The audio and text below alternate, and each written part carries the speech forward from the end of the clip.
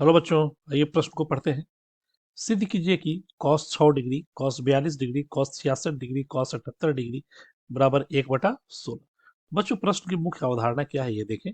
मुख्य अवधारणा के तहत हम अपने दिए हुए प्रश्न को हल करते हैं।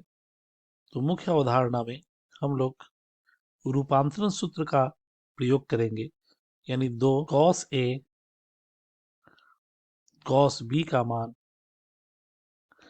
cos A जोड़ B तथा गुने cos A cos B cos A जोड़ B जोड़ cos A घटाओ B। cos A जोड़ B जोड़ cos A ऋण B होता है, जो 2 cos A cos B का मान के बराबर है।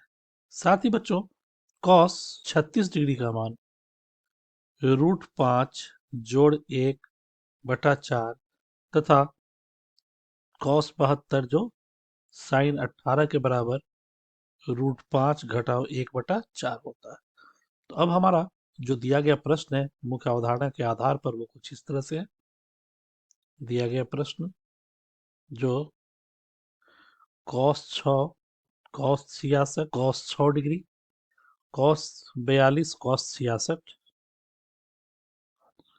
cos 42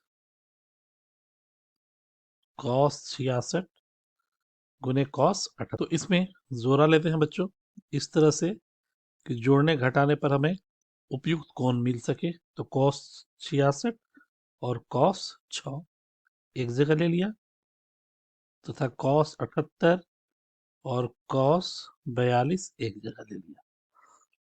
तो ये अधूरा है बच्चों, इसलिए 2 से गुना किया तो 1/2 तथा ये भी अधूरा है, 1/2। 1/2 गुने 1/2 1/4। और अभी हम लोगों ने एक सूत्र देखा, 2 cos A cos B।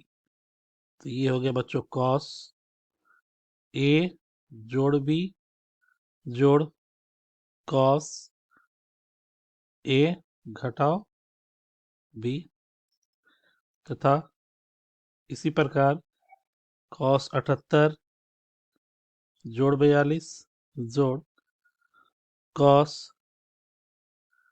78 घटाओ यानी 1/4 cos 72 जोड़